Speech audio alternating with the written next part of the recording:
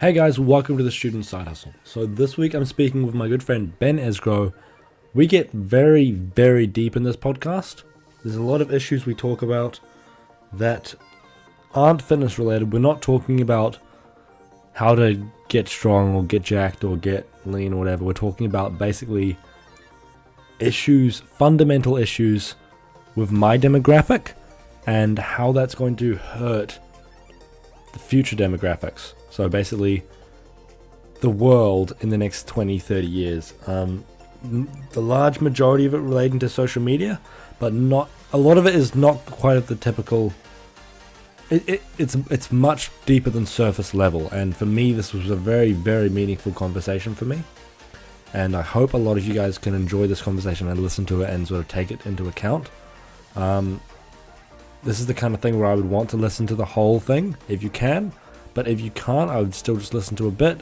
But yeah, overall, enjoy the conversation. And yeah, thank you for listening. People are constantly raising the bar. Sacrifices need to be made. What would you guys say are your biggest weaknesses? You or your enemy right now? The success of life. Just a fucking podcast. I feel like politically that's a bad thing for me because I just keep, Jordan Peterson. There was a time when I just consumed his content, and now I'm like, I should probably be able to find some hole in his argument, and I shouldn't just parrot everything that he says. It's probably a bad idea, because then I don't have real arguments of my own. It's just his arguments, And it's like, I love what he says, but I'm like, I want to be able to, I want to poke a hole in his argument. There's just a few things where I'm like, he said this thing about global warming where he basically doesn't think it's real at all, and I'm like, I was quite like, wow, And then I'm like, I should be I shouldn't be a geological scientist if I'm not, but I think I should be able to figure out why that's wrong, or if it's wrong, or if I agree with it. I want to be able to do that. Well, I think we've gotten to this weird place in culture where right now it's those people's it's a reign of power for those people. Basically the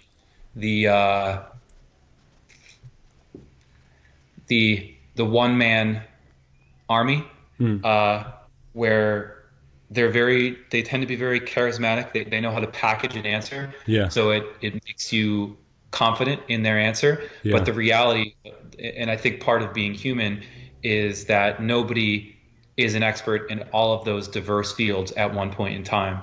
And I think when you look at, and don't get me wrong, I like him, and I think he has interesting points and stuff. But you have to also realize what's his end game, and what's his what may be his ulterior motives. Yeah. And his background is psychology. He knows how to present something and be convincing and sell it well.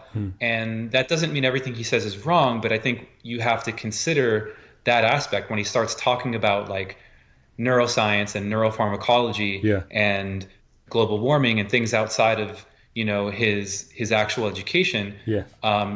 It's important to be skeptical, and I think we have that very much in fitness. And there's a very interesting fine line between someone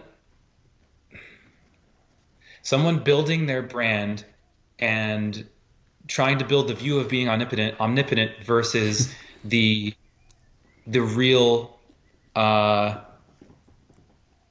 altruistic motive that they present as. Does that? Yeah, you know what I'm saying? I get what you mean, because it's like with Jordan Peterson, it's like I could see a future where it's people like Trump, people like Jordan Peterson who run for president, and it's like, that's the thing where I could see where he's going, because he's going I don't know. I'm skeptical. I love what he talks about, and I've paid $180 to go see him in Auckland in 2 months, but it's there's something about I've seen him too. Yeah. And that's the thing. He's a great public speaker. Yeah. And I think I've watched this happen now with people in fitness, and even outside, you can watch what happens in someone's ascent to power. And I think it starts out at this very pure epicenter, and then as the growth happens and the more there's this accrual of yes people and people who give you their 100% support. Yeah, like they stop questioning you. Like you stop getting those and typical. That's what I don't want to be. Right, and it's a very scary territory. And honestly, like I think I've come to a crossroads similar to that for myself, and I think I made a very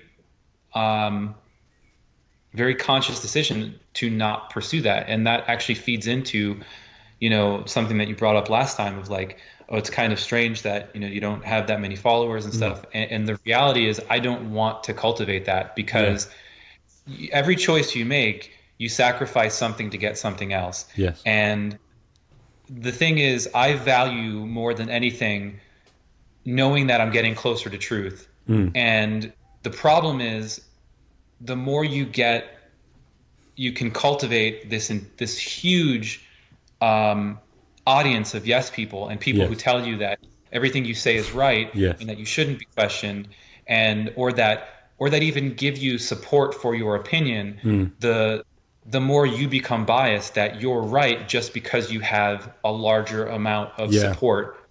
And again, I've watched that happen to too many people to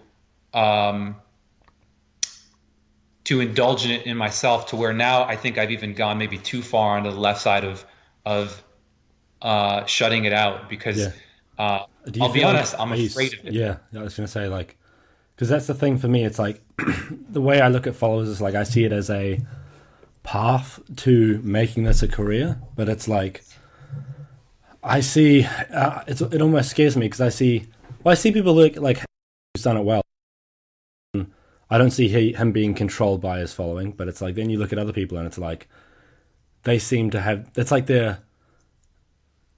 everything they say has to be, it's for their following. Like they can't speak without their following. Like, and it's like it's scary. That comes down to the fundamental question of again, I think you can start out with a very pure motive, and this is nothing. This doesn't even have to do it at all with him as an example. He does a good job with it right now. Yeah, but then say if you blow up to 2 million next week or something. Right. So let's use someone like a case study. Yeah. He did a great job with it a while ago. Now, I don't think it's as pure as it was then. Right. And so again, power does a very interesting thing. And I think the difficulty of it's a lot for one individual to manage, or like to stand up to. Yes. Because when you get outnumbered to that degree, and if you don't have a very strong role model who's telling you or helping you, or you just don't have that strong a sense of self of this is not me and now I'm being fake to pander to an audience, it will consume you. And what you see is people lose themselves, because you become if a large part of your life becomes pitching to an outside crowd, at what point do you lose yourself in that? Because you have created this face that is looking for acceptance and positive reinforcement. And the more time you spend doing that, the more you become that, and the less you become, well, is this really me? Until you reach a crisis moment. Even if you look at people like, obviously, like the top people in the industry, like 3 million followers sort of people, it's like they would be purely fake a lot of the time, right? And do you think that would still affect their genuine life? Like they wouldn't just see it as work, or just see it as that's not really them. But then I guess when they meet people, they had to put it on. So that's the dilemma is as those numbers increase and as it creeps into more of your time, it becomes more of your life. Yes. And so one of two things happens is I think at a point you can have this balance, but as something gets bigger, the demands of an audience get bigger on you, and it's more of your time and more of your life you're giving them. You always have to put the face on, because think of it, who on social media is actually talking about their really bad day and their really difficult life struggles? It's not that. You're cultivating a persona that will sell and will get positive reinforcement. No one wants to hear someone's depressed. No one wants to hear about someone's failures, because if they logged on and they saw that, then everybody would feel depressed after it. Everybody's looking to be picked up and empowered and inspired. So it's this weird culture of the ability to live a false reality. It's crazy. It's fucking scary, to be honest. Like, this is the kind of direction that I want to take the podcast. It's like, I kind of want to, I don't know, I want to combat that in some sense, because it's like, you look at kids my age, and it's like, I feel like so many of them don't have any sort of meaning in life at all. And it's like, they all just live for either the weekend, or like, maybe it's just how teenagers have always been. But I feel like something's just incredibly wrong. Like, I don't know what it is, but they just don't have a thing that they're passionate about. They all hate university, but they still go to it. Yep. They all hate the jobs they do, but they still go to them. And it's like, I get hard work is hard, that's fine. But it's like, if it's just pure depression with everyone, like, something's wrong. And I think, see it all around me. And it's like the culture almost to be depressed. Right. Well, I think we live in a very interesting time, and I think we are now clashing with a problem that we never had to clash with before. I think before we had to clash with, maybe like Industrial Revolution, Great Depression, which were, they weren't so existential. Yes. They were more like logical. They were true survival clashes. Right. Yes. Yeah. And now it's more of a spiritual crash or clash, where it's truly finding meaning in something, because as we integrate more with the internet social media culture, we adopt an instant gratification mindset where you're constantly pulling the slot machine. Yes. And when you don't get something back immediately, I think the challenge is you have a very difficult time justifying the grit required for a long-term goal. Yes. So you will, because you're not getting those dopamine trickle downs as quickly as you do when you log into your phone and you get a like for taking a picture of your cat, or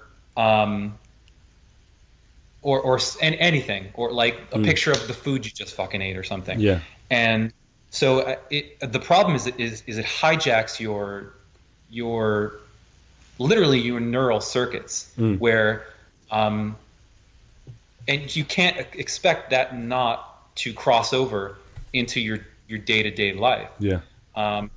So I do think it is a challenge now, and it will continue to be a challenge for people of all generations, but more specifically yours and the younger one, who literally are growing up with it. Yeah, like I feel like I just kind of dodged it, but it's like I'm still in the midst of it.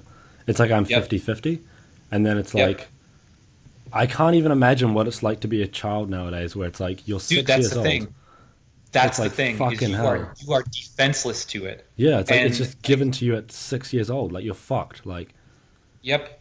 And it's I'm addicted to it, and like I was only half in it. Like. It's like they'll grow up their whole lives, and it's like they'll just be at the mercy of this thing, and it's just like. Here's the question: What power do you have in standing up to manipulation if you don't realize you're being manipulated? Yeah. Fuck. So, I'm not gonna lie. Like, it's this weird place to be where, I don't mean it to sound like I'm this defenseless person floating through life, but like I'm scared for me and for us, because most people indulge in it and don't actually think about what the long-term implications might be. Yes. And people talk about it. Like, I'm not the only person who brings it up, and I definitely listen to a lot more of the, like, people like Sam Harris and others who discuss the topic, or like Elon Musk, and where we talk about AI and stuff like that. And the reality is we need to ask these questions, and people need to be talking about these things, because I think there's enough evidence that no one's talking about of it changing us, not for the better, like the amounts of depression that people have, or the amounts of younger cases of people with depression. Yes. It, like, that's concerning to me. And I think the thing is, like, it's not just me watching it and saying, "Ooh, that's an interesting data point." Yes. It's also the experience I have and have had myself, and the choice I've made because of it. Like, I absolutely, I throttle my use of social media because I find that beyond a certain point, it makes me unhappy. Yes. It's and I incredibly find scary to me as well, because it's like I try to throttle it, but I can't, and it's like it's like if I at my age I throttle it, it's like, okay, cool. Now how are you going to talk to your friends? Like, how are you going to interact with anyone? Because that's all people talk. That's the only way people talk now. It's like it is, and it's fucked. And I think that's a valid point. And it's like it's really throttleable, but it's like for me to just jump off Facebook. It is, but again, I go back to the point I made before: is at what cost? Yes. So I think I've made the choice to say I will lose a lot of my social connections by not using this and not being active on this platform as much. But I will do it knowing that I'm not actually getting any kind of real happiness from it. It's giving me this false sense of it. And the reality is it is a complete sinkhole to productivity. Yes. That maybe I will feel more connected, but the reality is I am losing ground in everything else that actually is of importance to me in life.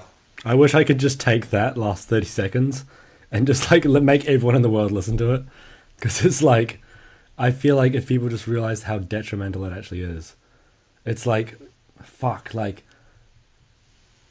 it's like you look at students nowadays and they study, and it's like they can't study for more than 10 minutes without going on their phone. It's like, how are you going to get anything done? How are you ever going to get into deep work? Like, so how do you get there? So that's the problem.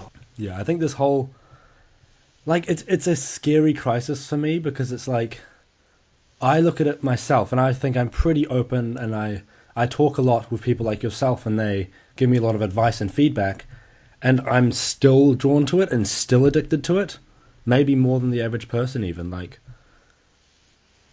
that's the thing that scares me so much. And then you look at how it affects, like what you said before about productivity. Like, it is an absolute sinkhole for productivity. It's like if you have to check your Instagram every 10 minutes, you're fucked. Like, you're never going to do anything amazing if you literally have to check it as soon as you wake up, as soon as you go to bed, as soon as you go to the toilet, as soon as you breathe. Like, and that's literally what it's like.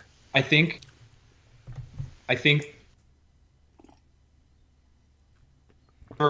in fixing a problem is the recognition of it.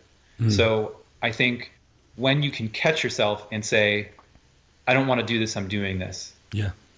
That's an opportunity for action. Do you think it comes down to like self-discipline? But I feel like it can't, because it's like, do you feel like the power of self-discipline is not strong enough to overcome it, sort of thing? So here's the fucked up part, because I think it's much deeper than that. I think it's beyond just a self-control thing. I also think it is completely a biological thing. Yeah. So part of impulse control is dictated by the formation of your prefrontal cortex, like basically the front of your brain. Right. And that's not fully formed until like your mid-20s. Like, those connections aren't fully wired. So I think the interesting thing, because you can watch young people at like young college age people at a bar, and you'll see 30-year-olds and 40-year-olds doing that and like almost laughing at it. It's like, I don't get why they're making those choices. And if you don't understand that neural component of your brain really isn't fully baked yet, then you'll see it as a judgment of humanity rather than, oh, this is just a fucking biological thing. Now, don't get me wrong. Like, I don't think that's an excuse to do retarded things, but there is definitely a biological component to it, to those behavioral patterns. Yeah. For the same reason, well, I'm not going to go down that rabbit hole, but so I think there's another level of it with younger people using these platforms and feeling a little bit helpless in their ability to control it. Yes. And I do think, just like having regret later in life for decisions you made when you were young, I think you're only able to see it later. But there's a scary aspect of that where you can't take it back then because the internet has it. Yeah. It's like, for me, I used to play this game called RuneScape. And when I was 16, I had spent 8% of my life on RuneScape, some ridiculous number like that. Like, and that's one game, and I played other games too. It's like, I can't, and that's including sleeping. We're talking all the hours I've ever spent alive, 8% was on RuneScape. And I got to the point where I hated the game, but I would still play it because I couldn't get away from it. And it's like, I don't know, and I don't think that's a unique situation either. I feel like there's so many people that are just so addicted to these things, and it's like, how the fuck do you get out of it? And I feel like if it causes damage outside of that world, or outside of this thing, social media or video games or whatever, and then you're going to be more likely to stay in just doing that one thing. And then it's like, when you do leave, it'll not be as good as it was originally. So then the game is more enticing. Well, yeah, I think there's a lot of uphill factors, because I think the one thing that social media has done beyond something like a drug addiction is you now have a lot of social, you literally have the social reinforcement of the general population using the stuff and not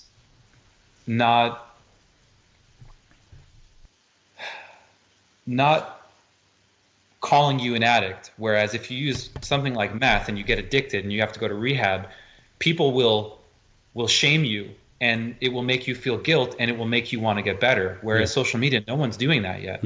So, and they may never. A little bit, but it's so tiny. Like, the only thing that you'll ever get hate for using it for is, like, say if you're at dinner with your family and you'll all pull out your phones instantly. Usually my family cracks down on that. Or, like, say if I'm hanging out with one friend, but some people don't even call it out. Like, you'll be walking with someone and you're meant to be having a conversation, and then if you just pull out your phone, or if they pull out your phone, the other person just pulls out the phone because they don't want to look like they're not doing anything. So it's like a lot of people give social media a lot of hate, and then there's people who give it a lot of love because it connects people. But it's like, and it does, but like the just general consumption of it is so, it is just so scary. And it's like, do you feel like that is leading to, because since it is, and let me know if I say anything that's wrong here, but since it is basically you're just injecting serotonin and dopamine every time you swipe, it's like, do you think that's causing people to just be lazier in general? I definitely think it's possible. Like to use an analogy that maybe makes sense in nutrition. Imagine if I constantly, if I built a device that just hangs a donut in front of your face all day. Like, what is the likelihood that your consumption of donuts will go up and your body composition will suffer and you'll gain weight? It's pretty high. Yeah. Because most of the day you have to, it's inconvenient for you to go out and get a donut. if you don't have them in your house all the time. The difference with this is people will literally have a panic attack if they don't have their phone on them. So the convenience and the amount of effort that you need to overcome that indulgence is so low. It's so low. Like, it's lower than a street addictive drug, because you don't have to fucking inject anything. You know what I mean? You don't have to worry about safety. You don't have to worry about sterility. So I think it is, again, like, these are all reasons that are concerns. And I think there's this diligence you need to have, like, if you actually want to gain power over it, where you probably need to actually take a notepad and actually write out your day of what you did. And then you can look at it and say, whoa, look at the percentage of, investment I put into that thing, and look at what it gives back to me. Yes. But again, you have to want to change it. And even know that it's an issue in the first place. Like, Yep. I didn't realize it was an issue until maybe a year or two ago. And I'm still like, there's been times when I've been sort of good with it, but it's still like, it's not nearly at the level where it's like, I feel like I have clarity. Like, I feel like the further I get away from it, the better I feel just in general. Yep. Like, is there anything, how do you stay away from it? Because do you feel like when it came around, you sort of realized quite early on that it was fucked and it was just going to mess people up? So I'll do my best to consolidate the timeline. So for me, I was in undergrad. Facebook came out. This is like when it was the Facebook, and it was Right. like the awkward giraffe that was just born trying to stumble its way. And I do think it started, like I said, I think it started off at a pretty pure place. It was to connect people. And a girl who lived across the hall made a profile for me. And then people just started friending me, and it was all my friends from high school and stuff. And I was like, oh, this is pretty cool. So then I used it for the next couple years. And at that point, I think it was pretty positive and pretty healthy, because it was connecting people who I was like following on bodybuilding.com forums in a more personal way and stuff. And then a lot of changes started to happen where I realized, like, this is changing everything, where they've implemented the ability to like stuff, the status update stuff, where you're basically giving the entire world a megaphone to scream their opinion. And I think that is dangerous, and it makes people more divided than it does connected. Right. And I started to see, in the beginning, for me, I didn't share status updates at all. And then I'd say, holy shit, like, I'd log on and I'd see my timeline and I'd see the amount of negative stuff or just very divisive things people would post. Yes. And I almost, this is going to sound fucked up, but I almost felt obligated to counter that and put out something positive or something where I feel like people would, if it stumbled on their timeline, they'd be like, I feel good, that makes me inspired, that makes me want to do something. Yes. Or that at the very least it's positive. And so I would intermittently make a post like that. Like, if something good happened, I'd try to find a way to make it universal.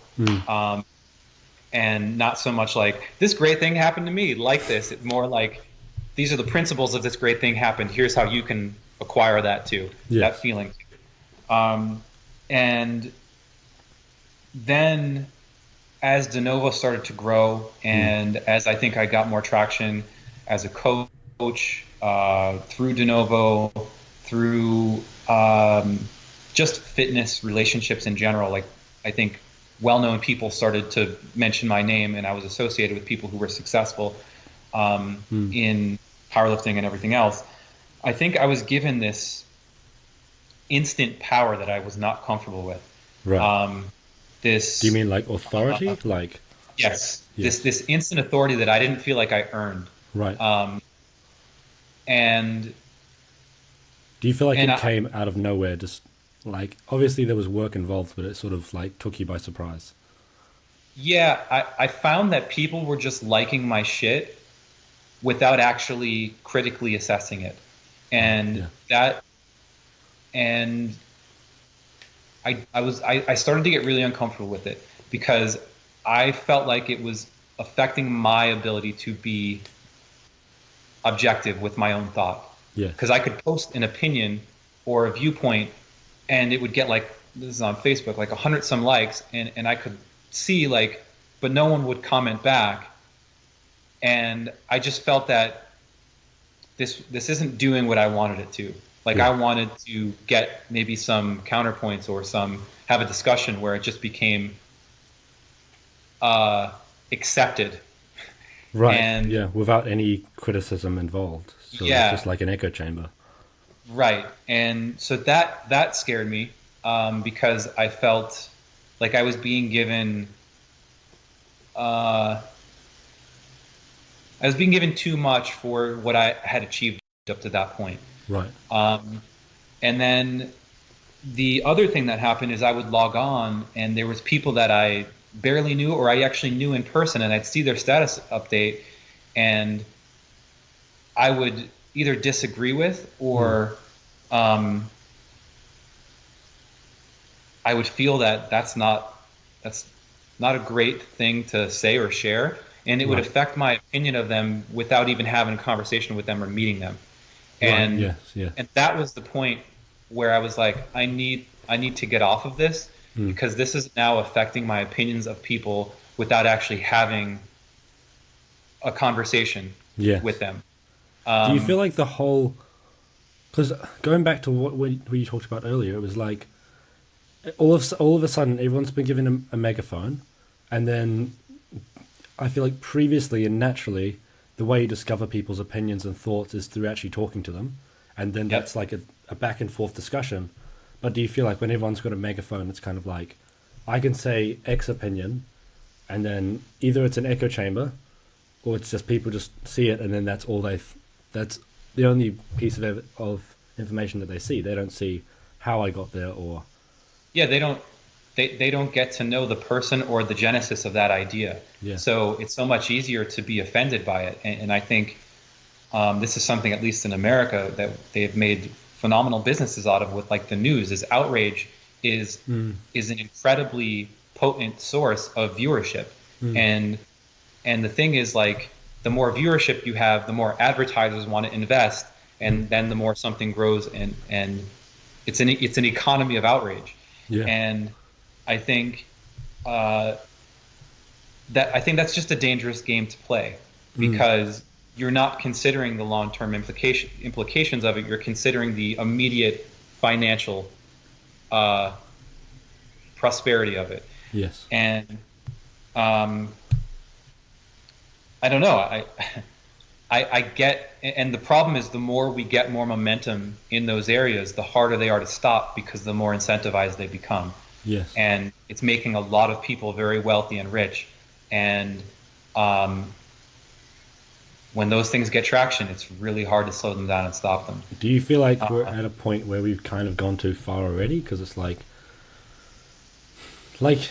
especially when we start to get to the point where the majority of people have grown up with this being their whole life, it's like, I feel like that's going to be a dangerous place, because it's all they've ever known.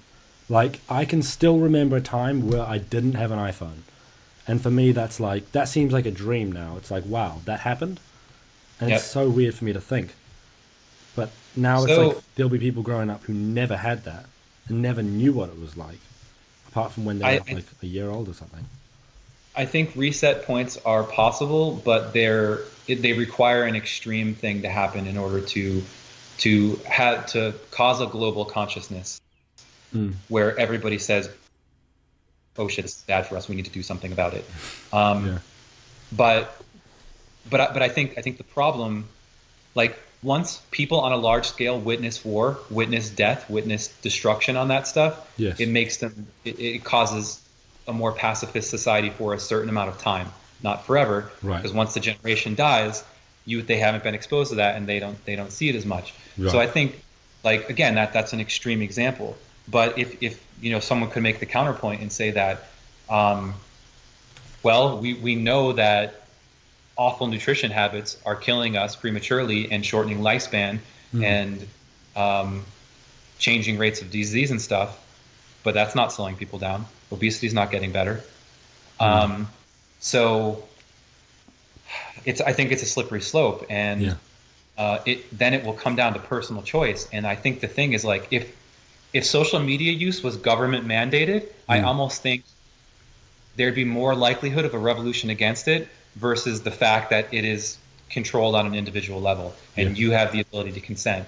Because I think in that facet, it's very similar to food, where you have the ability to consent if you want to become obese or not.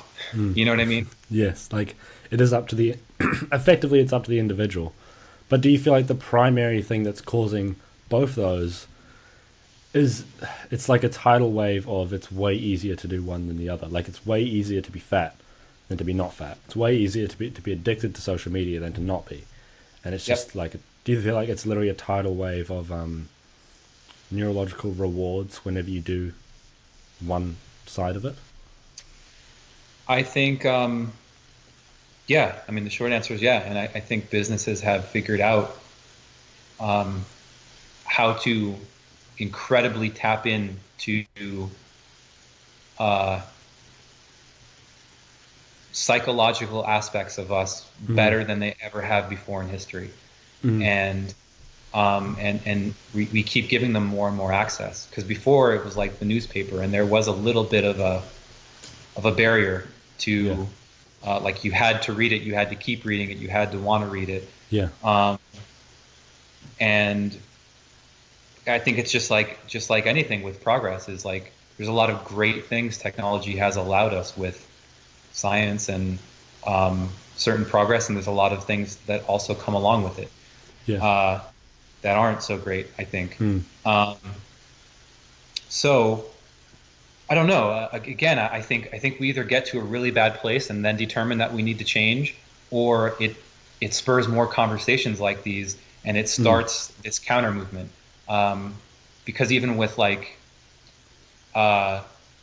this is the only really political thing I'll mention, and I'll try to keep it as simple as possible. I think in many ways Trump was the natural predecessor to Obama, because there's a lot of these latent things of certain viewpoints of just tribalism that I think come out. And I think there was many people happy that it was the first time that there was a black president. I think there were many people who were unhappy by that. And I don't think everybody as a country was ready to break through another one with a female president. But I also think that he was literally in every way, like idealistically, philosophically, the opposite. And just like Obama was the opposite of Bush in terms of the presentation, the branding, the campaign. So I think we see these like micro cycles of it every 4 years in politics. But there's in every different area of life, there's maybe a longer version of it and a shorter version of it. You know what I mean? Kind of, yes. It's like, I'm just trying to grasp that. It's like we're given these two extremes, and then it's like we're having to pick between these two extremes instead of... Because I feel like in politics we can never have a grey. It's like it only can be black and white. Right, you're funneled, you're forced to make a choice between those two things. And then do you feel like giving everyone a megaphone amplifies that again by saying, okay, I'm on this team, this is my team, and then everyone's on the other team, and then it's like you say loudly what your team is and why you stand for your team, and then there's no like, oh hey, what does your team do? No one meets in the middle anymore. Yep, because again, it hijacks that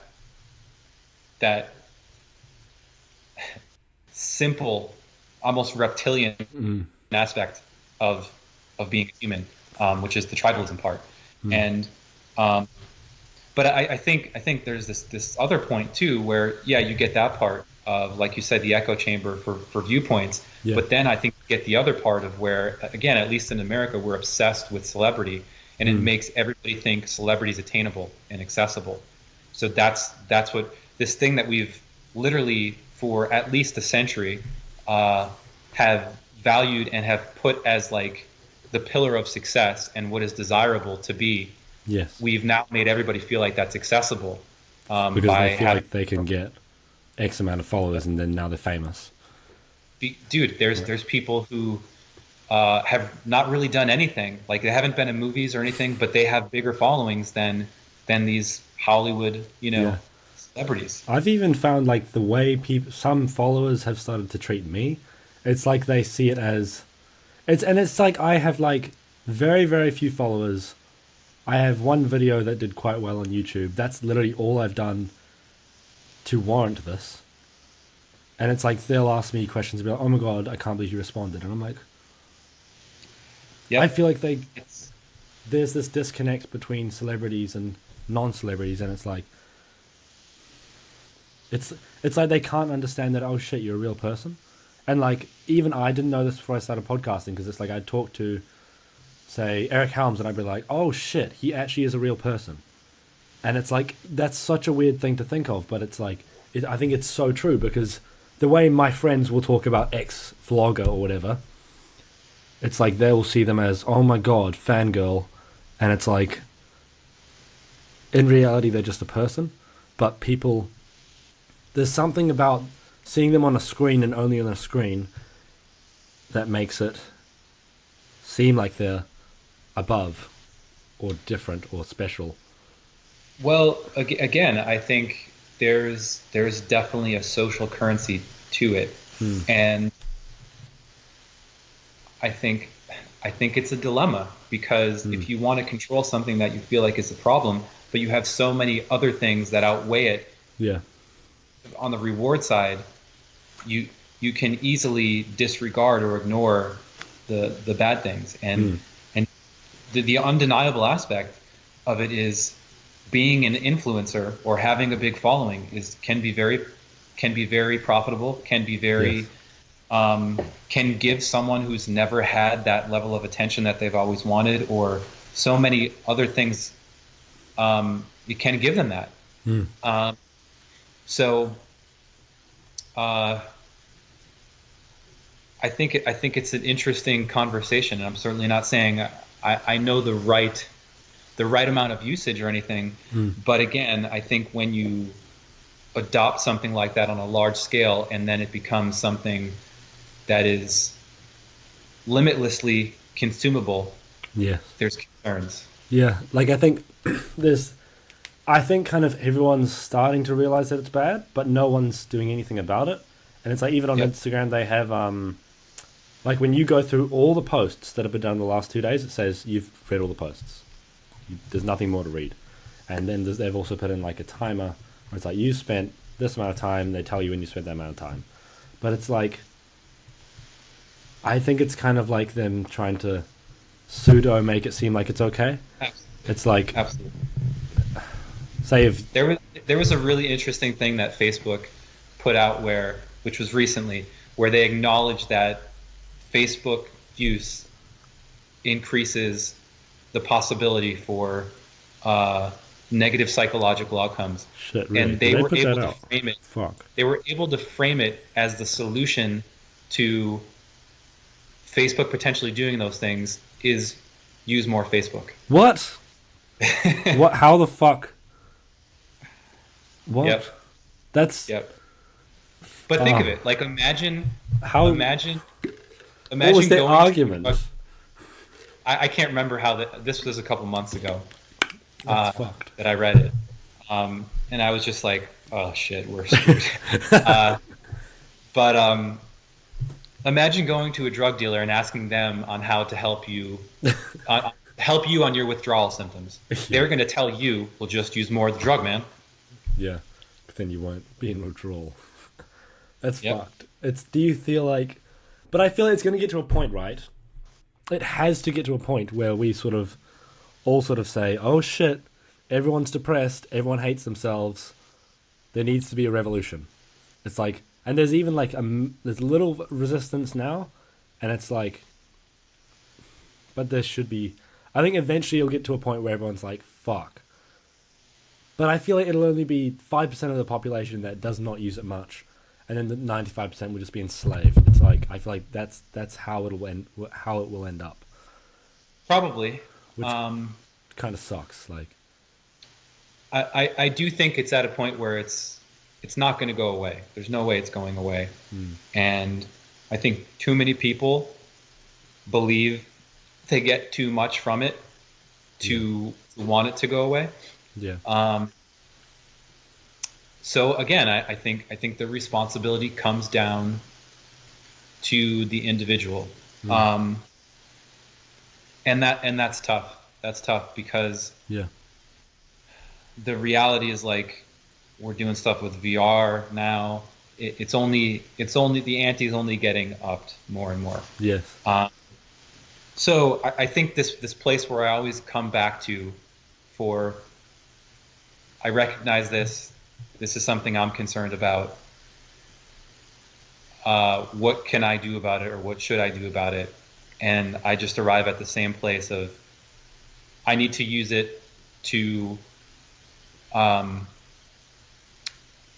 need to be responsible with my usage of it, and I'm happy to discuss it. And maybe if there's other people that feel that and think that and realize those other parts, they too can benefit from that conversation. Yes. But I think that's the limit that I go to with it. Yeah, like it's kind of like,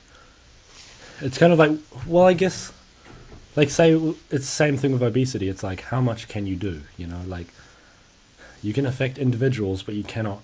It's very, very difficult to change the course of where obesity is heading. Like, that's not an easy task. And it's like, same thing with social media. It's like, for me to even influence one of my friends and say, hey, we should spend less time on social media, that's going to be difficult in itself. It's like, because they have to want to. Yeah, exactly. And most people don't want to, which is, I want to know what percentage of people it's genuinely an issue for, and I feel like it'll be dramatically higher than I think it is, like where it's classified as an addiction if we evaluated it or something. But here's a problem with that, and I think it's a problem that's inherent to any psychological research, is you're asking the addicted person to acknowledge something that they don't feel as bad. Yeah. That's the thing. It's weird. Like psychology is a very very dynamic, I think, subject to study and to try to be objective with it. Even the way that they will design qualitative studies is you're basically accepting that you're getting a snapshot or a cross section of opinions, of views and stuff like that at that time. Yeah. But there's definitely a limit in the applicability of it. Because a lot of the time it's like, how many people are willing to say that it's bad? Like, yeah, there's this extra step. Yes. Of variability being the fact that you can mask certain things. I forget what it is, like false. I forget what the term is. Yes. Whereas, if someone is like, if you're studying 1RM, you can't fake that you lifted the weight when you didn't lift it. Yeah, but this is more subjective. Like, it's kind of like, if I think, oh no, I can use social media as much as I want because it's my business, like, there's a cop out, or, oh, I need to connect with my friends. Like, it's like with meth, it's hard to say, oh yeah, this is good for me. That's very hard to argue that point. There's a really funny book that I read. It's not funny at all. It's good for the example. It's called The Elephant and the Brain. Right. And it's very good. And it's basically about how we cover our true motives with socially acceptable things. And it talks on every area, on advertising, on medicine, and one of the examples they use is basically brown bagging your alcohol.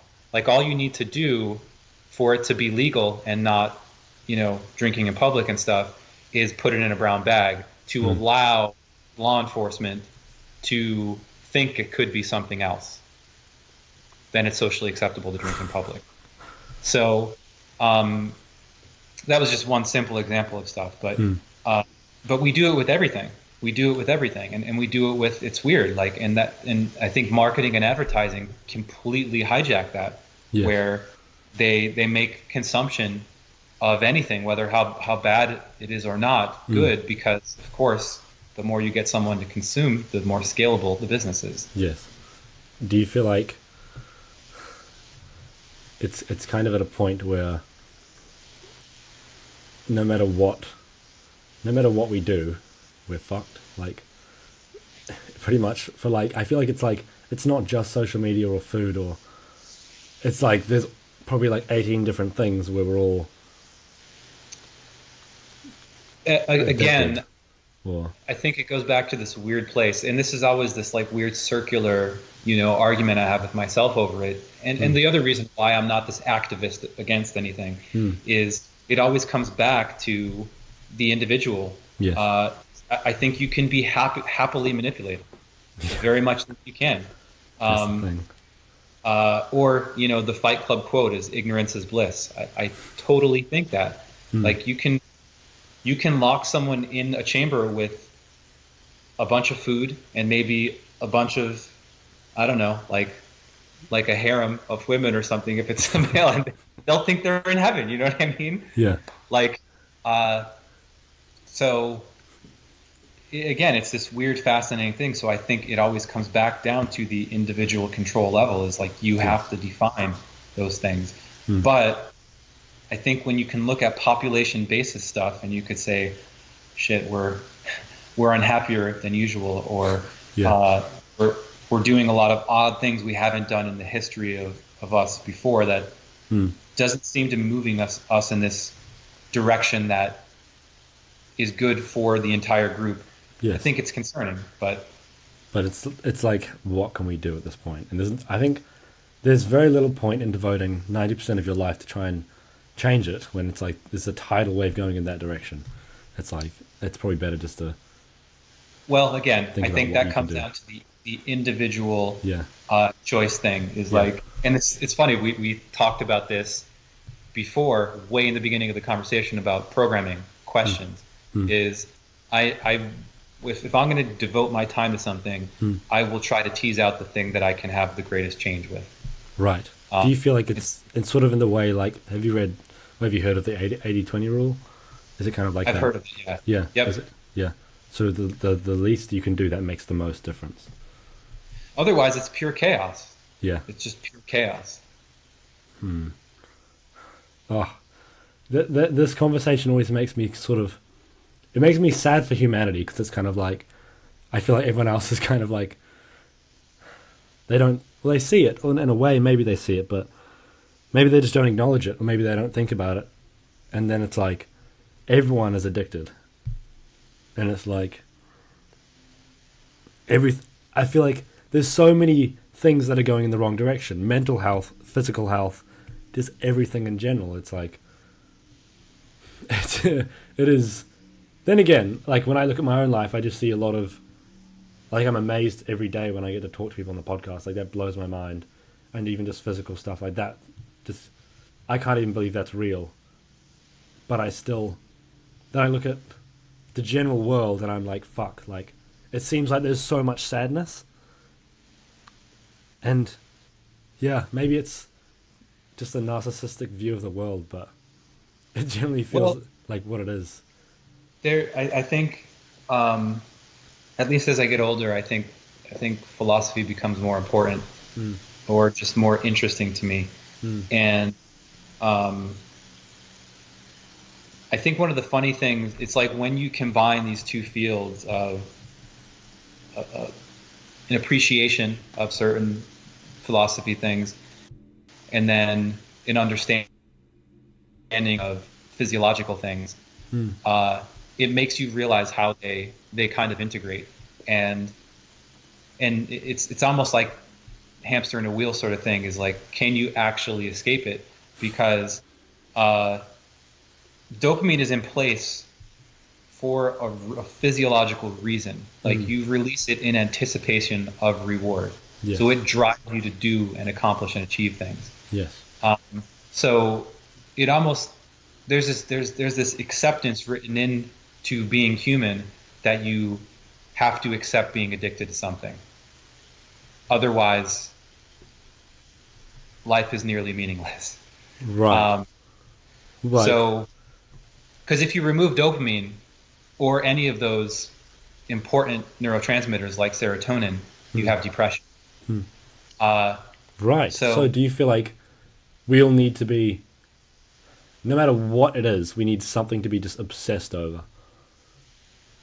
It, like you said before in the conversation, it gives life meaning. Yes. And then at the individual level, the only thing you can control is the thing that you are willingly going to addict yourself to, in a way. Yeah. Fuck, I've so never thought about it that way. Like, it's I like, would say choose your addictions wisely. oh God. But so I just to, I guess maybe to frame that, and I can only use myself as an example. I think if you think about life that way, or you see life that way, I do think it gives you an ability to almost do your best at navigating your addictions. So for me, I try to think, what can I addict myself to? What can I be slave to that has the highest probability of better long-term outcomes? Right. And to me, it's why I'm not comfortable being out of school, really, ever. Yeah. The longest I've gone since childhood is 2 years of being out. Wow. And I start to have anxiety and stuff. And I think the reason for that is I find that I get to this, you start to get close into this comfort zone of where you start almost,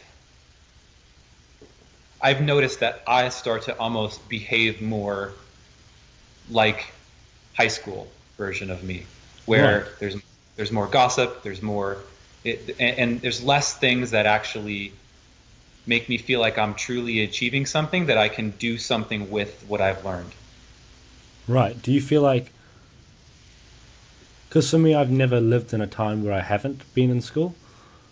So it's like I've always been either at high school, or I'm 2 years into my university degree right now. And do you feel like for yourself, it's like not being in university is quite would you say you're addicted to getting degrees or something like that? Or just addicted to knowledge or learning, or would that I'm be... definitely addicted to learning, for sure. Yeah. And I think Probably a better addiction than most. well, I at least that's the conclusion I've come to. Yes. But because I think there's this acknowledgement that you can choose, if you can choose what you want to be addicted to, then I lost my train of thought.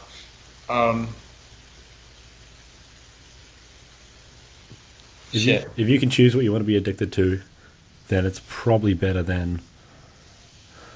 You can probably maximize...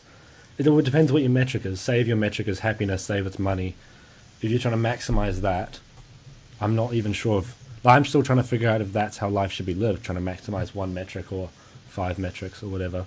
Do you feel like if you can pick your addictions wisely, or the thing that you're obsessed with, do you feel like that can generally lead to, depending on what your metric is, maximizing that? Yeah, I guess it's the feeling of fulfillment. Like you're given at the start of every day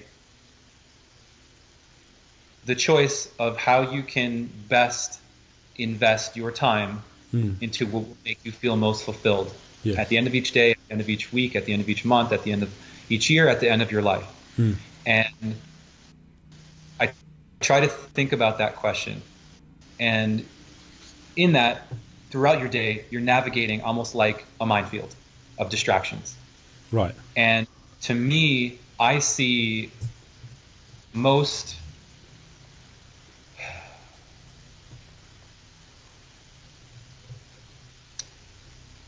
a lot of traditional things as distractions, meaning gossip. I think things that are traditionally just acceptable parts of human life, like gossip or or watching TV or something that it doesn't have a lot of long-term value. It's just a Fun thing to do for 5 minutes. a distraction or an ability to lose yourself in and forget everything, all your problems.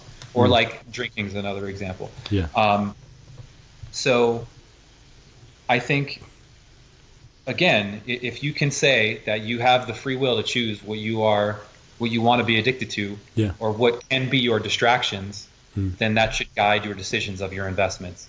So I think education is my distraction for the other parts of human life that you can't escape, which are gossip and all those negative addictions. Do you feel like, yeah. because the word addiction has a lot of negative connotations, because I think definitely for myself there's times when I've been addicted to lifting weights, to the point where I would get injured and just lift through it because I didn't want to stop and I couldn't stop. And I would say now it's more controlled. But do you think people should almost let the negative addictions take hold? Because like for myself, I can see myself becoming a workaholic, and I think in the past I've been a workaholic, where it's like I wouldn't socialize, I would just study, make podcasts, work, like do nothing but that, and neglect other things because of it. And do you feel like it's a balance to be struck, or do you feel like yourself personally or other people in general should let addictions that are positive in general take over a little bit? I think you have to, because I haven't figured out a way.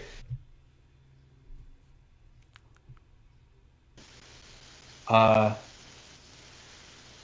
think it's one of the things I realize most by coaching people for nutrition and programming is the one downfall you have to accept is you cannot protect people from making their own mistakes. You can't. Yeah. So I think most people need to bottom themselves out before they realize it's become a problem. What do you mean by that? Get to such a low point that they had to think, shit, this has done this to me. Yep. Right. Yep. Yeah. You need to, it's almost like here's just a simple life example. How do you know that touching a hot burner will hurt you until you try it, until you do it, and then you realize to never do it again? Yes. So I think your job in coaching or in anything like that where there's this mentorship relationship is to present those possible endpoints for somebody, but ultimately you can't protect them from it, and you can't get angry at them for it.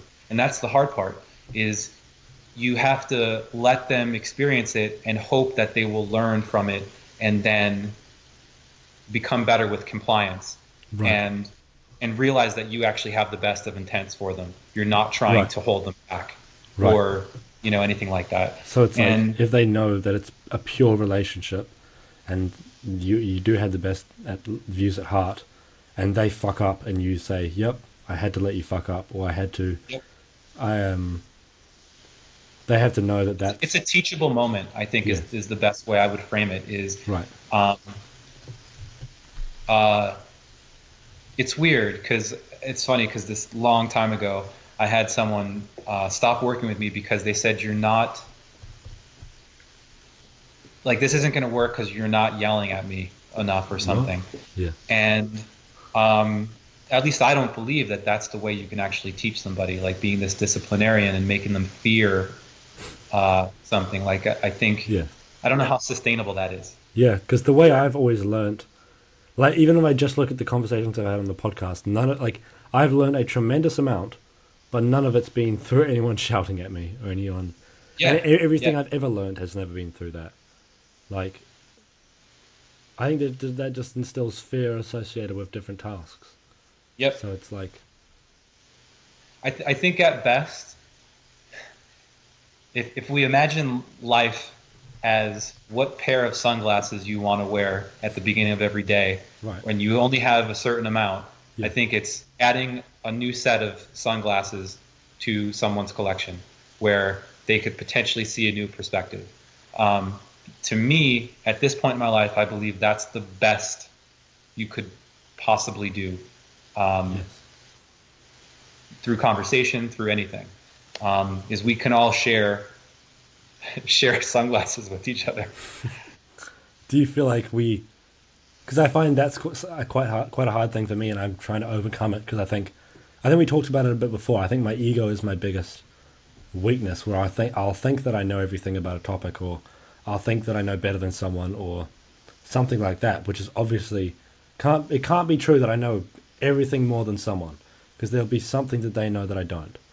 And I found it very confronting to sort of realize that no matter who they are, and no matter if I respect them or not, they probably have something to teach me. And do you feel like that happens through just trying to be, I guess, open-minded and trying to figure out how to look at life through people's perspectives?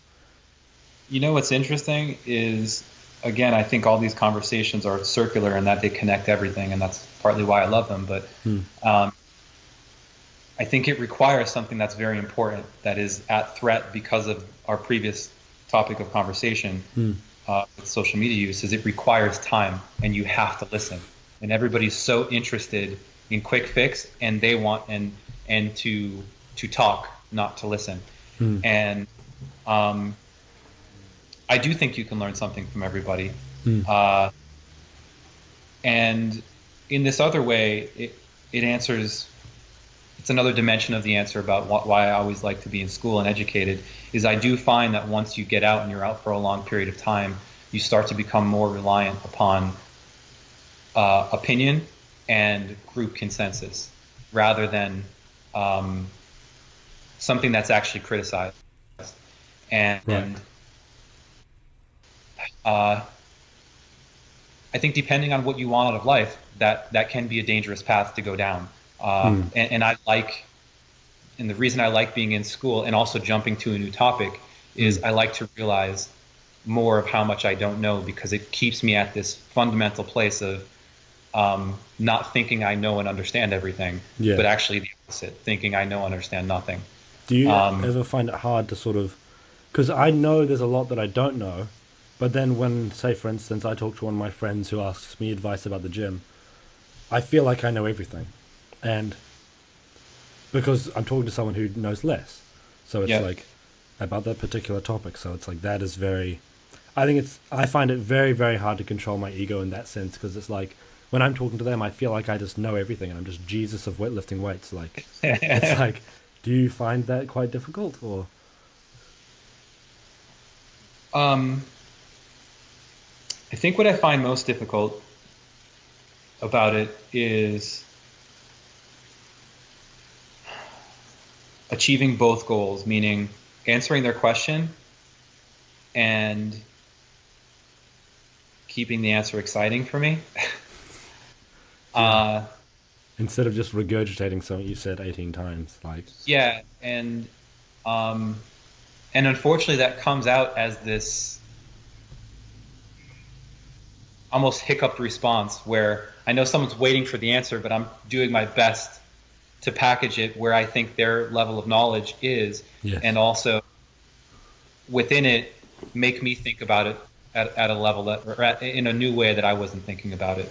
And unfortunately that comes out as a hesitated response. But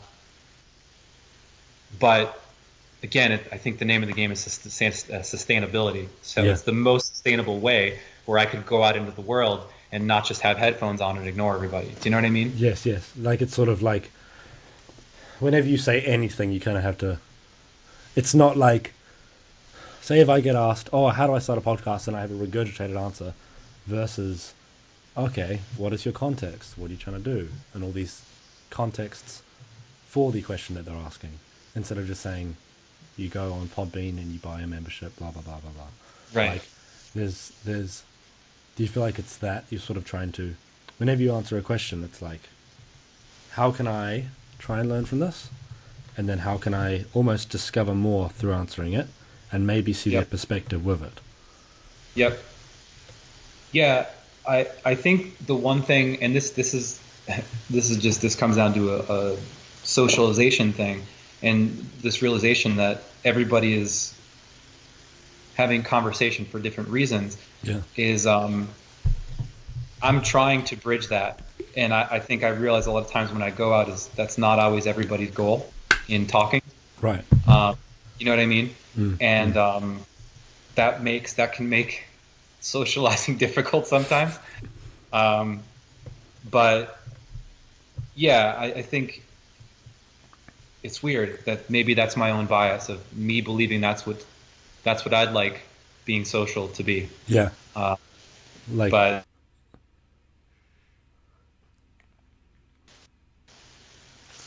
do you? did I lose you? No, back now. Oh, there we go. It skipped out quick. Yeah. I feel like, because I don't know what it is, and I'm not sure how much of this we want to include in the podcast, but it's like,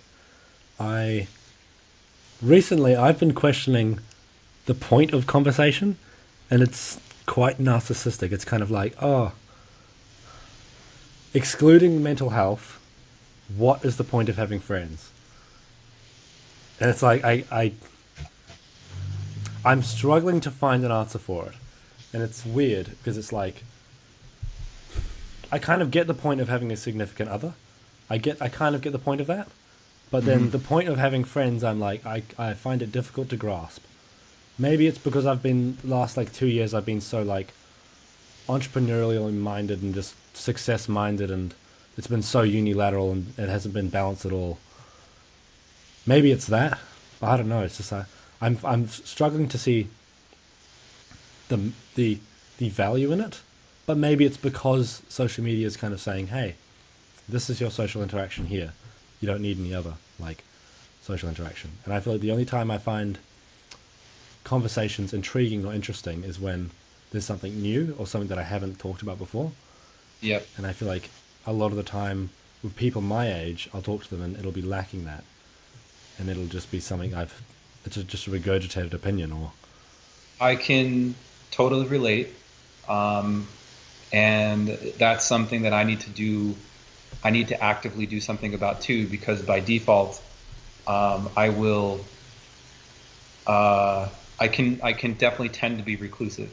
And it's this weird thing of where I seem to want to talk about what I want to talk about. And if it's not being talked about, I'm not interested in conversation.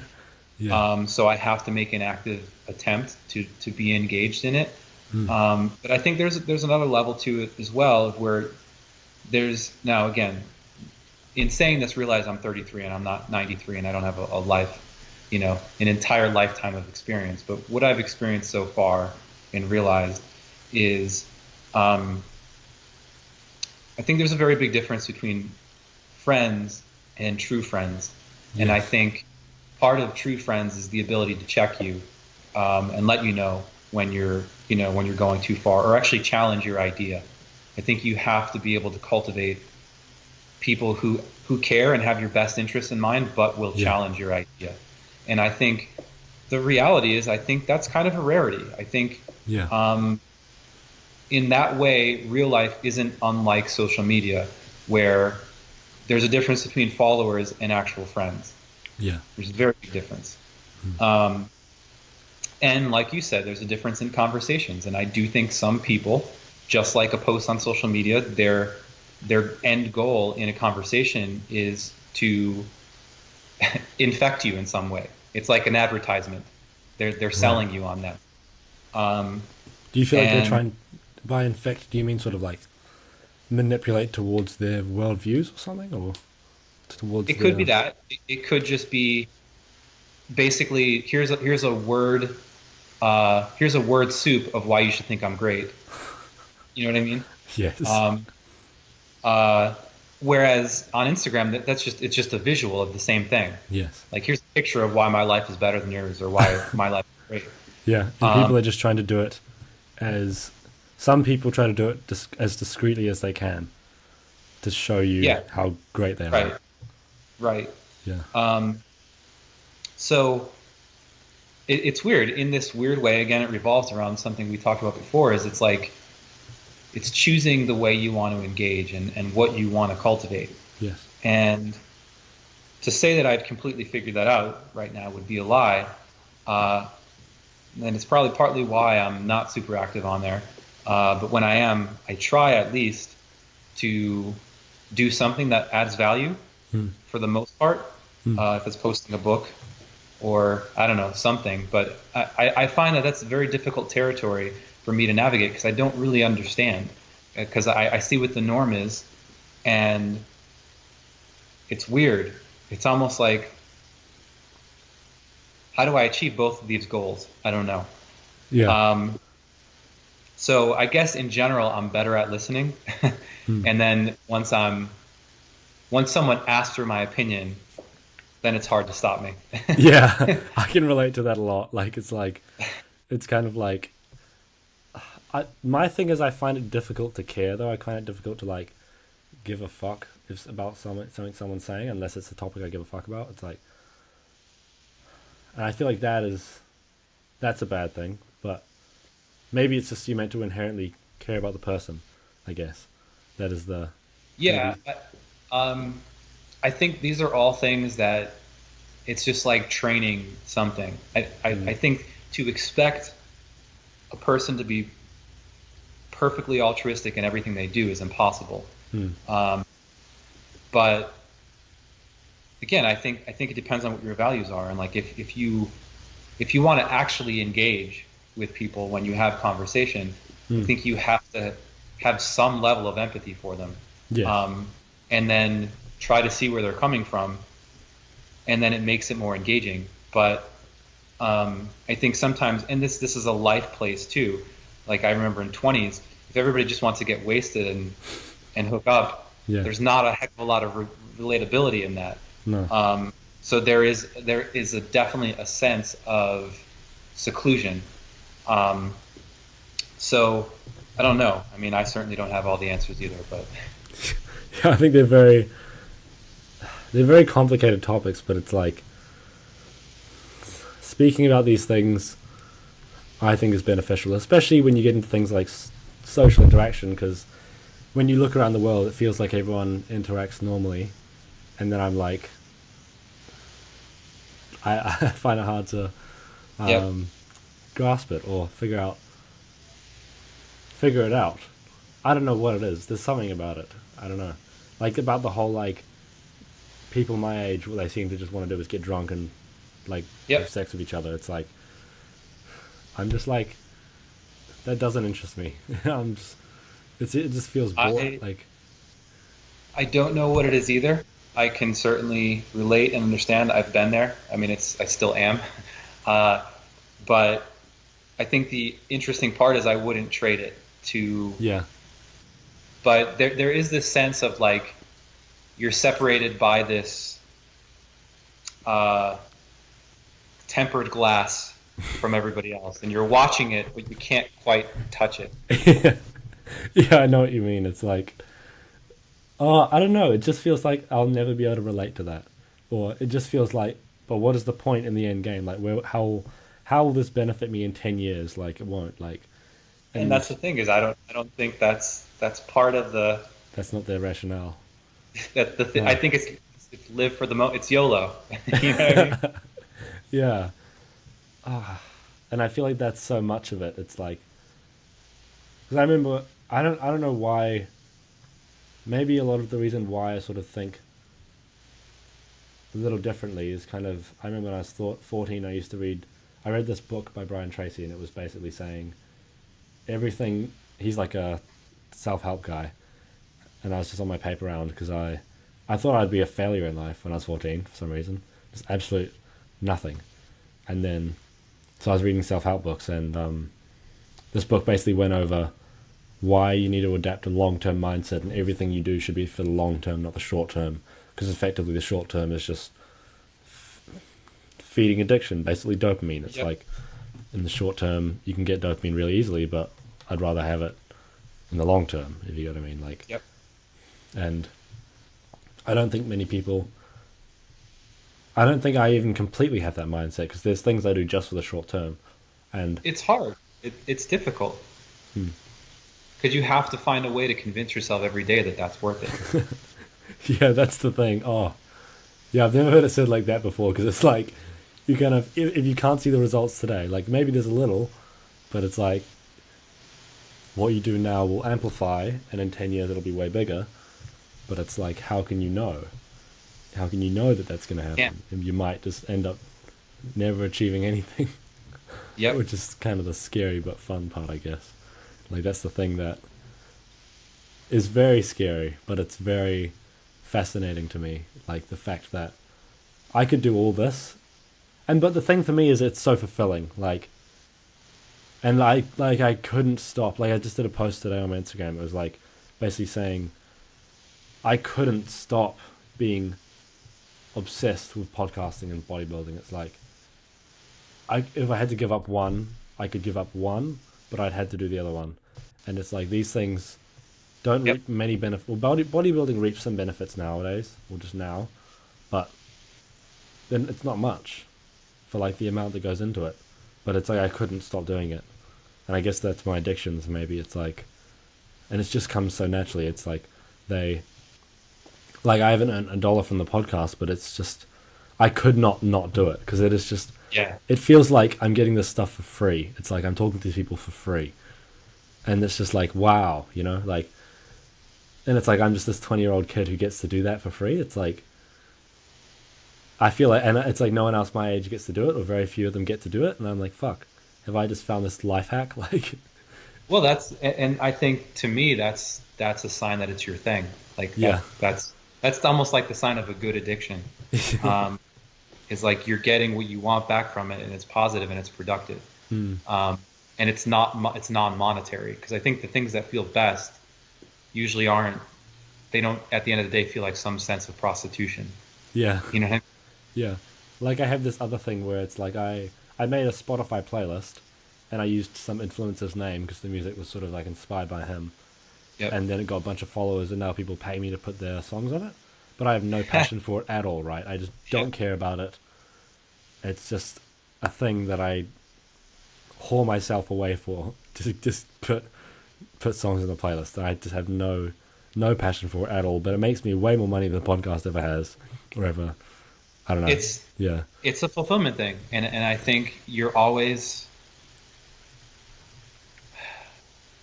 not at odds with it, but you're constantly waving with fulfillment throughout life. You can make a lot of, like, I guess potentially last Instagram reference. I think it'll be interesting to see in a decade, or maybe less, you know, where all these people are that have given that much of themselves and their lives to, because you can make a lot of money quickly doing something that you don't really care about that much. But at some point, if fulfillment's not there anymore, it changes. Yeah. And it's just like at 10, maybe you loved baseball and thought you were going to be a pro baseball player. At 20, your goals aren't probably the same. Yeah. And to think that that becomes crystallized at 20 or 30 years old is almost a lie to yourself. Like it's not going to change. And this is going to be equally as fulfilling as it was then. So yeah, it's a fascinating thing of life that I think I'm continually humbled by too, because just like you said with bodybuilding and fitness and powerlifting, like before that was number one.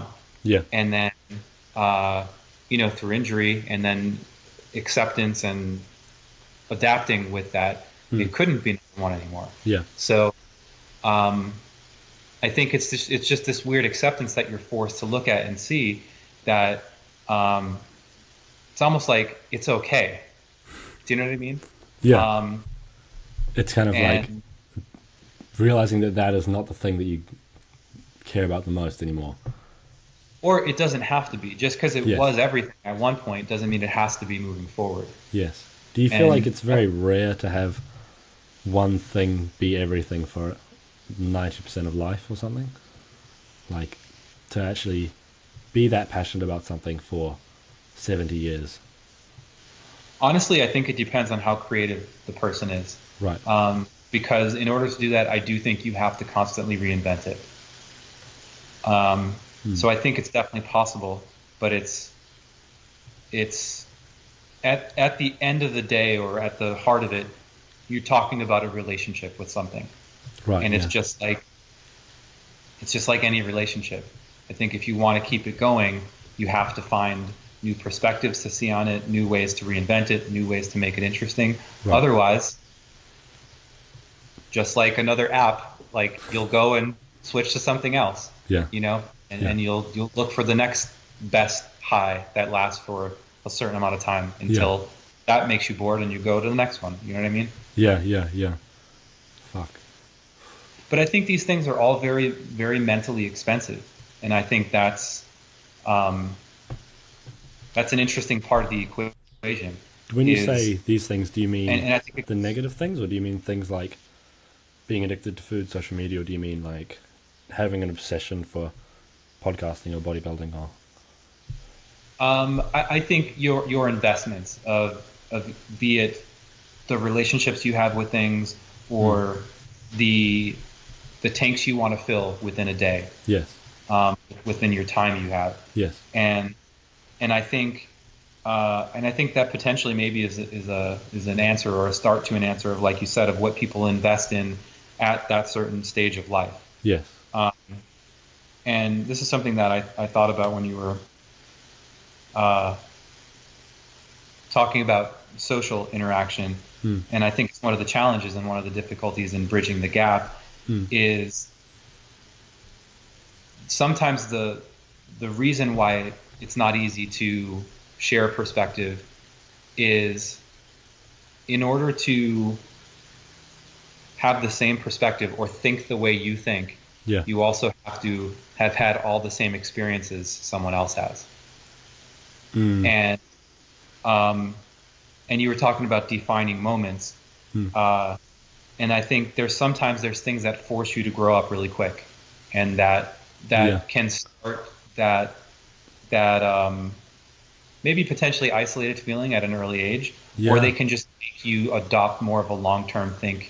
because I think that is exactly what happened to me, because I had a spinal surgery at 12 years old, and then I was basically not allowed to join in on PE for like PE physical education for like a year, and then there was just a lot of things where I was physically limited, and I think that was probably it for me, because it was like kind of like, oh shit, that happened, life is real. Like, what are you going to do about it? Yeah, exactly. It's kind of like there's consequences to everything that you do. And so I think at least in a way that's in some way allowed me to be a little more gentle with conversations, rather than going the easier route and the judgment on, oh, that's where someone's viewpoint is right now. Right. Like, that's so childish. Like, you know, like, now don't get me wrong, that doesn't mean I'm this fantastic socialite. I'm not. But I think it's something that drives me to understand what made them arrive at that conclusion and ask more questions. So just like you said, you had yours, like I had a lot of them early in my life, and I think they were partly driven by the fact that I am ridiculously curious.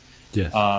So like when I was in 7th grade going into 8th grade, and I wanted to know what it was like to be drunk. So I drank a ton. I ended up having to get my stomach pumped. Like I almost died. Fuck. And this was before most kids around me were even, drinking or getting drunk. Yeah. And it's weird. The aftermath that caused made me realize a lot about people and life and just social things. Like everybody's parents in my neighborhood didn't want them to associate me with me because I was the bad kid then. Right. And it's basically like I was a threat to the purity of their children. Right. And yes. so like that was one defining moment way back when I was younger. My mom, when I was in the middle of high school, was diagnosed with what we thought at that point was terminal cancer. Right. So I think, seeing the most influential person in my life and needing to think that they might not be around forever made me immediately realize the finite aspect of life, and that I better fucking spend the time that I have doing the things that I want to and investing wisely, because if not, how how would I receive that information if someone was giving me that diagnosis? Yeah. You know what I mean? Yeah. Um, Like the and when fact I that look back, you could die, like, well, you could basically have, at any point, you could basically say, yep, you've got 6 months. Like, yep, and then knowing, okay, how do I change from this? And then what should and change? how would I feel about how I spent my time then? You know, basically playing the reel of life back through. Yes, yes. So yeah, like I have those things, and those have absolutely changed me, and so I think there's things along the way that help you adopt the long-term thinking and maybe justify it more, because you also can observe and see, okay, that's the end point that to, and it's almost like you can it's not judging people for the paths they choose to pursue, but it's more so watching and determining whether or not that's the investment you want to make. Yeah. So I think a lot of the time tends towards more the judgmental side, which is probably not a good thing. And I think I want to get to a point more where it's less judgmental, it's more understanding of why, instead of, oh, you're doing this, it's worse. Instead of just thinking Well, that's a life goal. You know what I mean? Like, to me, that's still a life goal. Yeah. And so again, for me, the path is trying to understand it. Either through asking somebody, like, why did you do that? Or just doing my best to process it. Yeah.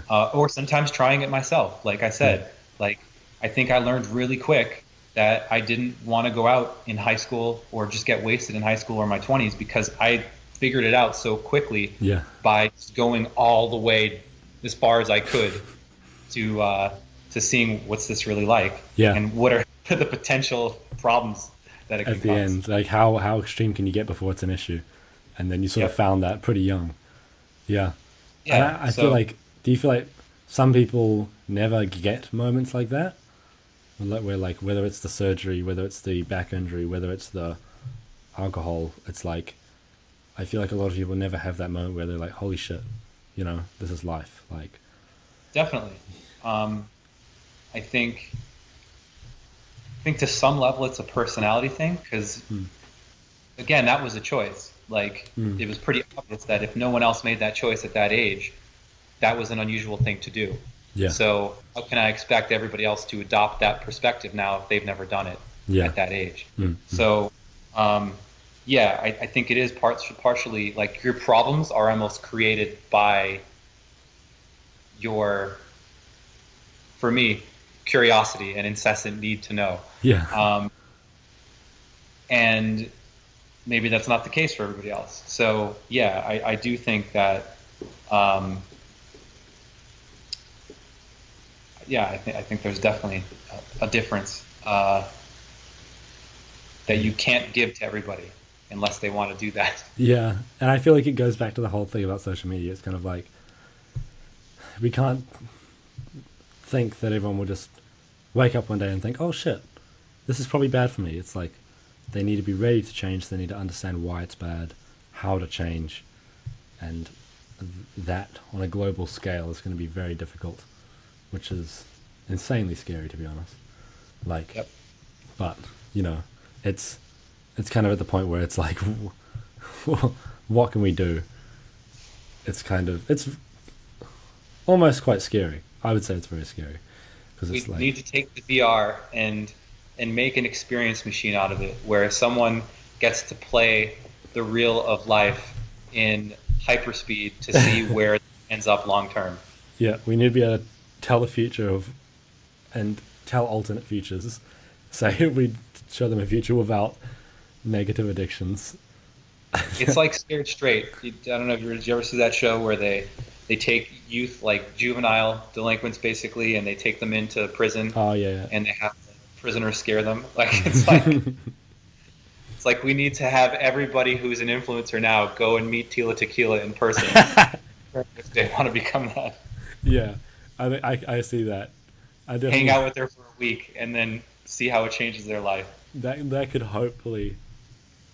I don't even know if that would help it, but if we could do something like that. But I feel like it's just the way the world is going, and it's scary, but it's like, I feel like all we can do is just kind of change for ourselves, and then hopefully influence people around us. Because then, I don't know, I feel like people are just it's just so many things are going downhill. But then I see so much positivity around the circles that I sort of run in. And it's like, that kind of confuses me as well. Because how can there be a subset of people that don't have all these negative things, but they do, but just to a lesser extent. And then people who are just purely consumed by it, which I guess is... Constructing better and better filters for what you let through. You know what I mean? Like, that's the thing that I want. I want to be able to do, and I think if everyone could do it, that'd be great. It's like people say, choose your friends wisely. It's the same idea. You know what I mean? Choose your time wisely. Yeah. It's like choose your influences wisely. Yeah. That's the thing. Yeah. Fuck. I feel like we have gone like through fucking a whole. Wow. These are the kind of conversations where I need to reflect on them. We're gonna make a Bible and we'll sell it. That's the move right there. Oh, I think we should finish up around now. Sure. But I would like to touch on what would be some books or blogs or anything that you think you'd recommend to think more in this sort of way, or anything that you think has really influenced you positively. Yeah, I think I really like Sam Harris's Waking Up podcast. I think that's really good. I think I like listening to Jordan Peterson things, but I think it's important to have a healthy dose of skepticism when you listen to them. If you can't, then I wouldn't recommend him. I think a book that I just finished called Sophie's World was awesome. It's so good, and anybody who maybe doesn't know much about philosophy and they're interested, or they do and they would just like to know more and where it all came from and where a lot of our thought leaders and real influencers came from throughout history. It's a great book. Basically, it's written as like a children's story, but through it tells the history of philosophy all the way from ancient Greece up to recent philosophers, and it's really good. It's really, really good, and it makes them easily digestible. I'm trying to think of what else. I mentioned Elephant in the Brain before. I think that's worthwhile. Some people may read it and see it as a little bit pessimistic, right? But it is objective and real. Yeah. I'm trying to think if there's one more. I don't have anything recently that I've finished other than those. Websites are tough for me. Yeah. So yeah, I guess I'd probably stop there. Sweet, cool. I And don't want to make responsible recommendations. that's fair. And then, where can people find you? Where can people find anything Ben Esgro? I do have a Facebook. I do have Instagram, at Ben Esgro. Email or just through de novo. Those are all ways that it will funnel towards me. The things I check every day are either my de novo email or Instagram. So probably Instagram's best because I need to keep the de novo email limited. There's business on there too. So Yeah. Thank you guys so much for listening to this episode of the Student Side Hustle. I would appreciate so much if you would leave a review if you'd like to hear more of what I'm saying. Then I would love if you would follow me on Instagram or check out my other social media, all linked in the show notes. And again, I would just like to say thank you so much for listening. Have a wonderful evening and study hard.